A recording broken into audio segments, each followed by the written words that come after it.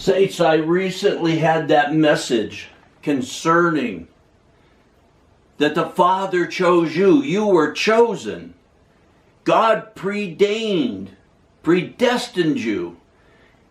And as I was preparing for something else to make this next video, this next message about something else, the Lord started opening this up even more to me, and I couldn't believe it. And I want to share this with you. And these things are so important. Like I said, I live in a wilderness area. I thank God that I can share these videos, but I just have so little people to get to. And I don't know how to do these things. Like I said, I don't even have a cell phone, but these things are so important. Subscribe and share it with others that we can share these things. And then you become the voice of that one crying in the wilderness to repent and prepare the way of the Lord. But I had that message previously concerning that we were chosen. And we saw in Ephesians 1, starting in, let's read 4 and 5. Just as He, the Father, just as He chose us in Him before the foundation of the world. Saints, we saw that the Father chose us in Him before the foundation of the world, that we should be holy and blameless before Him. And in verse 5, He predestined us. It means He predetermined that we would be His. He chose us. He predetermined. He predestined us to adoption as sons through the Lord. He did this. And as I said, all these things that the Lord is showing me come through where He told me the end times in the book of Revelation was to enter that small gate and stay on that narrow way, which is Christ Himself. And then those end times and these things would be this glorious revelation of the Son of God. And He showed me how those who enter the wide gate and are on the broad road to destruction, all they see is death and destruction. But there's glory in these end times. There's glory in the book of Revelation. And I told you that in Revelation chapter 5:1, that one who's sitting on the throne holding that scroll that's sealed up, it's the Father sitting on the throne. That scroll has our names. It's not the beginning of the tribulation that Christ is coming and going to start raining hell upon people. He rose up to pay the debt, to break the seals. Those were the ones chosen by the Father, but they've sinned and they need that debt paid. And that's what we see there. And in Ephesians, here in chapter 1, 4, and 5, we see where He chose us. And then I was reading something else. And look at this, saints. It's so important. Listen to these things. He chose us. And in Romans again, chapter 9, let's read where we didn't read because He opened this up more to me. Romans 9, starting in verse 18 then. So then, He has mercy on whom He desires. It's talking about God. It's talking about the Father. And Paul's saying, so then He has mercy on whom He desires. And listen here, saints. And He hardens whom He desires. This is in the Bible. You're taught like you're just going to decide to follow Christ, or you're going to become a Christian, or you're going to pick out a denomination or something. God chooses you, or it's religion. Religion is man trying to please God. God's not pleased with man. He's pleased in the finished work of His Son. And it says then, so then He has mercy on whom He desires. And also it says He hardens whom He desires. You will say to me then, why does He still find fault? For who resists His will? If He does this, if He chose us, who finds fault? I told you that He chose you. Your choice is, are you going to follow Him? Are you going to walk with Him? Are you going to build upon the kingdom of heaven? Or are you just going to take that free gift, enjoy the world, and then see what's in heaven, if anything, for you when you get there? Your choice is what you do with that eternal life He gave you. You will say to me then, why does He still find fault? For who resists His will?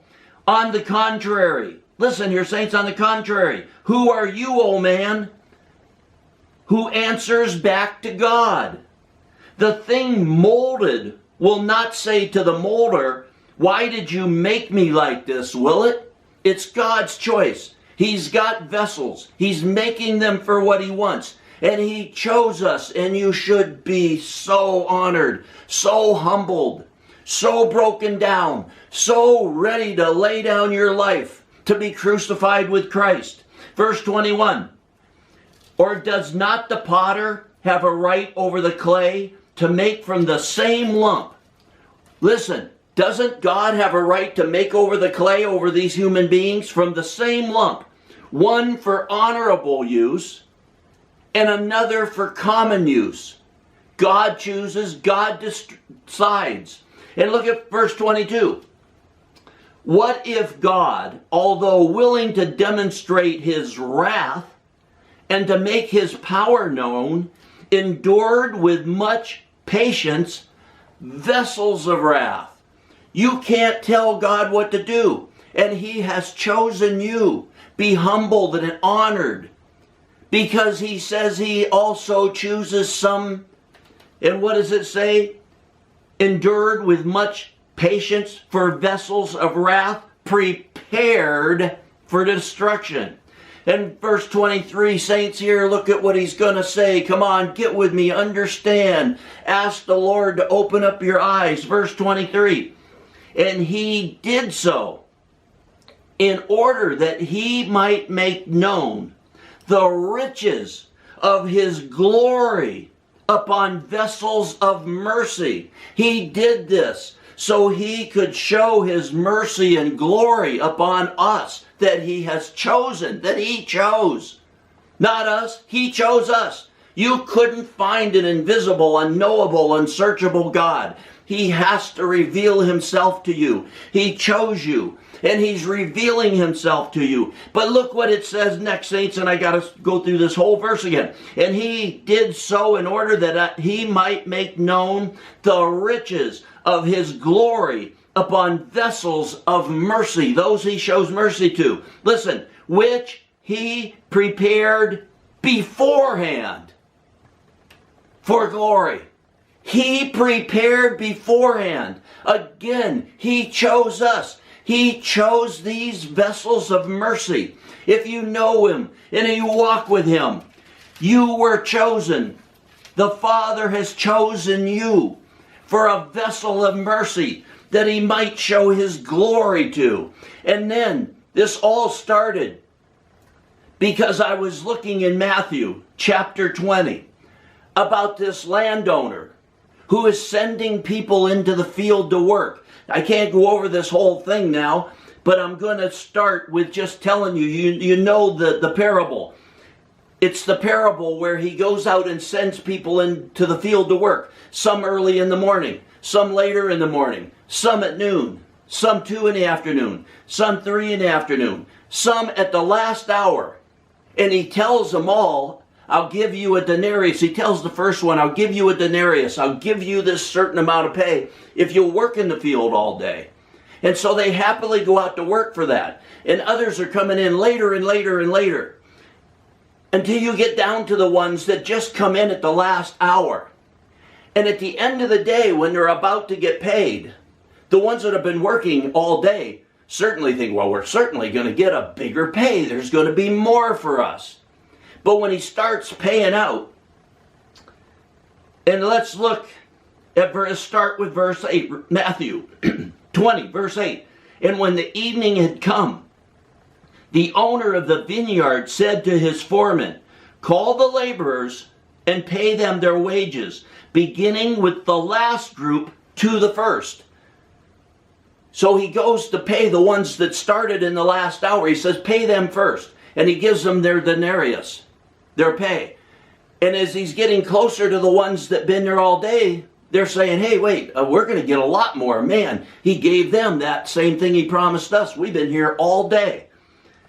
And in verse 9, and when those hired about the 11th hour came, each of them received a denarius. And when those hired first, they thought that they would receive more. And they also received each one denarius. And when they received it, they grumbled at the landowner, saying, these last men who have worked only an hour and you have made them equal to us, who have borne the burden and the scorching heat all day long. They're coming and they're saying, you paid them the same. Now you're coming to us, we've been here all day. You gave them, in our terms, you gave them $100, and you're giving us $100? It's not fair. They're mad. But he answered and said to one of them, friend, I am doing you no wrong. Did you not agree with me for a denarius? Take what is yours and go your way. But I wish to give to the last man the same as to you. Is it not lawful for me to do so, what I wish with what is mine? Or is your eye envious because I am generous? Thus the last shall be first, and the first shall be last. Is God saying no matter, there's Christians that maybe they went right into the field and they've been working for God for 40 years, and they've been serving God with all their heart, that they're going to get the same reward if somebody comes along and says, yeah, I became a Christian 40 years ago, but I didn't care. I mean, I'm just glad to be saved. I don't even want to hear about it. And then just before the rapture or the tribulation or they die, they say, oh, let me put in an hour here. Let me put in a couple days. I better do something for God. And they get the same reward. It has nothing to do with that. God's righteous. God's true. You're going to get rewarded for everything you did. So what's he showing us here? I was seeing this and I saw what he was saying. But before I say that, let's go on and move up. Because this is just before, this is one of the last things, one of the last parables, one of the later teachings, just before he's headed on his way to Jerusalem. So why is he bringing this up here? In the same chapter, Matthew 20, let's go to verse 21 first. This woman is asked that her two sons can sit on his right and left side. And in verse 21, and he said to her, what do you wish? And she said to him, command that in your kingdom these two sons of mine may sit, one on your right and one on your left. But Yeshua, Jesus, answered and said to her, you do not know what you are asking for. Are you able to drink the cup that I am about to drink? And they, these two sons of hers, they said to him, we're able, we can do it. Yeah, we got it right. We can make our way there. We'll drink the same thing like it's up to them. We'll sit right there next to you. We'll pay the highest price. That's what it would seem like. Maybe you do have a choice to do that. You can work yourself to that place. But look what he said in verse 23. He said to them, my cup you shall drink. If you're his and you're chosen by the Father, you will drink of that cup to some extent. But to sit on my right and my left, this is not mine to give. He said, to your position in the kingdom of God, it's not mine to give. Listen what he's saying here, saints. This amazed me. It's another revelation today. I couldn't believe it. He says, but to sit on my right and on my left, this is not mine to give. Listen, but it is for those for whom it has been prepared by my Father. He says your position in the kingdom of heaven. God chose you for salvation. But your position in the kingdom of heaven is God's work. The Father's preparing you. Those prepared by the Father. It's that place. So what's he saying in this parable? Here's another thing, but keep that in mind, saints. Even these things, your position, your place in the Father's already been prepared by the Father. He prepared it. He makes it. He chose you. But what do we see then in this parable of those going into the field to work?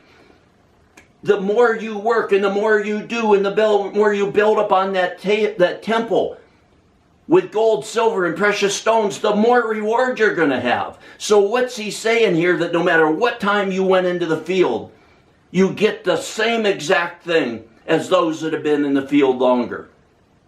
Just before he's going to Jerusalem to present himself a living sacrifice. What it's saying, saints, is in these last days, in that pre-tribulation rapture, you can come at the last minute and you can still partake in, be a part of be caught up in that pre-tribulation rapture. No matter if you come in the last hours, but you wholeheartedly and fully see these things, and it's revealed to you by God, you can be caught up in that pre-tribulation rapture. You don't have to say, wow, I think it's really soon. And a lot of people have been working at this for weeks, months, years, decades. I'm just getting here. How could I be ready to go to the wedding feast with the groom at his father's house? And then they shut the door, and you know all those parables about the end times. Then the door is shut and nobody else can get in. It's not those went to heaven and all the others go to hell. They went to the wedding feast. You can come to the wedding feast, whether it's the last hour. That's what I'm telling you, saints. That's what he showed me today. This is the last days. And you can say, oh, I just found out. I'm coming to the field late. Pour your heart out to him. Be crucified with Christ. Give this life up. Give this religion where you think you can please God by religious services. Give that attitude up. I'm not telling you can't go to your church. Go there for fellowship. Go there whatever you want. But don't make it religion.